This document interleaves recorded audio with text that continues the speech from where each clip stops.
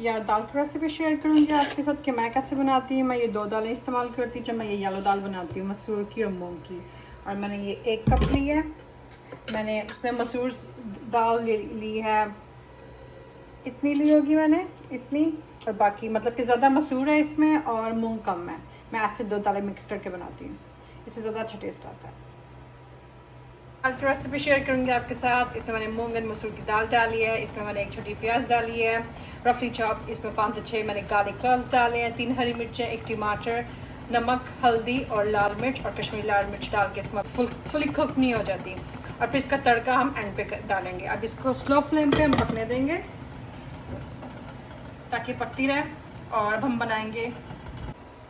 देखें दाल पक चुकी है, अब इसका हम तड़का बनाएंगे, फिर मैं आपके साथ शेयर करूँगी मैं क्या क्या इसमें डालती हूँ।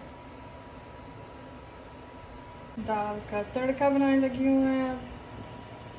मैंने इसमें 1 tablespoon freshly grated garlic ginger लिया है, और 1 क्लोव मैंने लिया है गार्लिक का, उसको फाइनली चॉप कर लिया है। फाइनली चॉप नहीं, थोड़ा मोटा मोटा काट लिया है। पहले मैं इसको फ्राई करूँगी, फिर गार्लिक डालूँगी, फिर गार्लिक जल्दी बर्न हो जाता है। और फिर इसमें ज़ीरा भी डालूँगी मैं। तड़का डाल दिया मैंने, इसके अंदर डालूँगी गरम मसाला और जीरा धनिया। इस स्टेज पे अपना नमक मिर्च काली नमक मिर्च डालकर चेक कर सकते हैं।